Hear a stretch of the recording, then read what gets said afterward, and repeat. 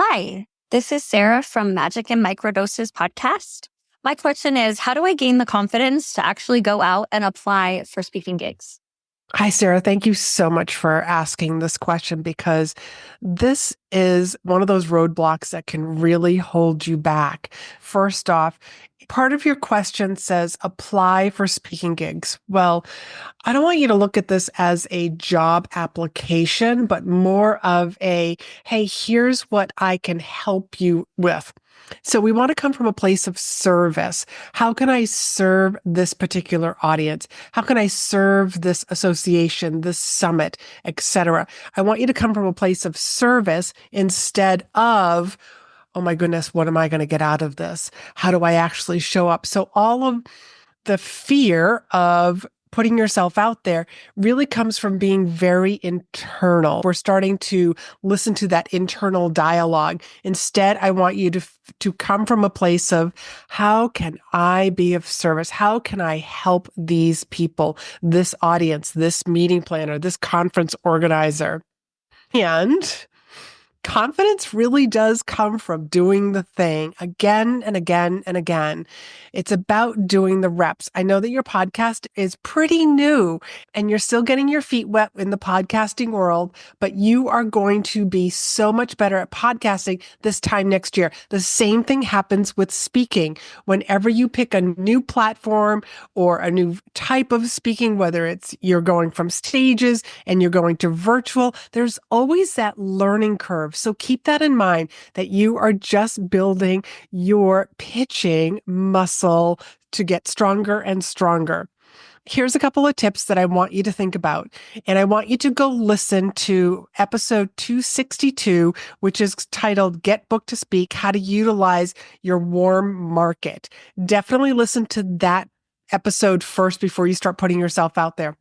But I want you to clarify your why and what your message is. That way, when somebody asks you, well, tell me a little bit more about what you speak on, you have that in your back pocket. Now, you don't have to have the exact title of your presentation, but just explain like, this is what the audience would get out of hearing what I have to share.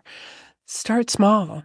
Let's start with some of these smaller places that most likely will say yes, and work our way up to bigger audiences, bigger asks, putting yourself out there even bigger. Let's get those muscles in shape first.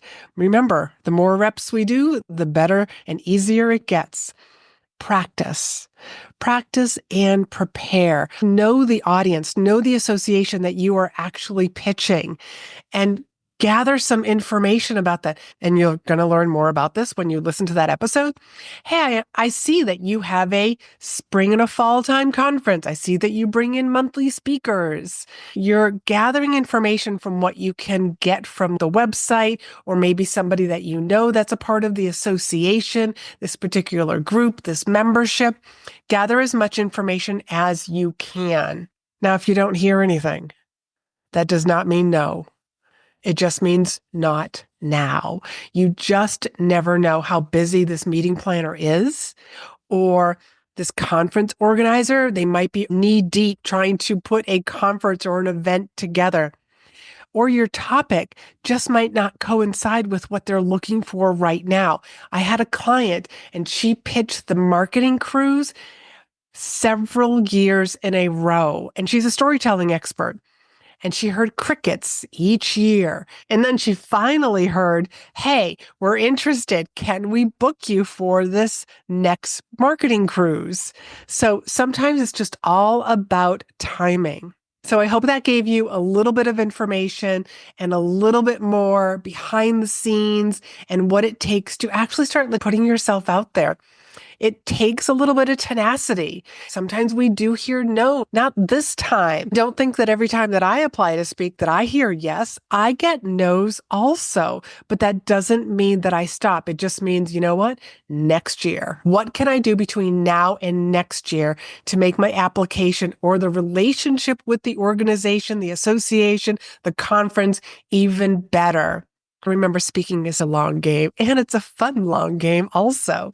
So go listen to that other episode. And if you have a question that you would love to have answered on the show, all you have to do is go to speakpipe.com/BID. That link is down below in the show notes, and you just might hear your question being asked on a future episode. So until tomorrow, be in demand, where I will be answering another question from the audience. Are you ready to leverage speaking as your best form of marketing? There are over 7,500 events looking for speakers every single day. Speaking positions you as the expert in the room, but you probably don't know where to start. So I created this great resource called the Directory of Places to Speak. This resource will help you get started today. So head on over to speakandstandout.com/directory to grab your free copy now. Don't miss this opportunity to be the expert speaking to audiences filled with your ideal clients.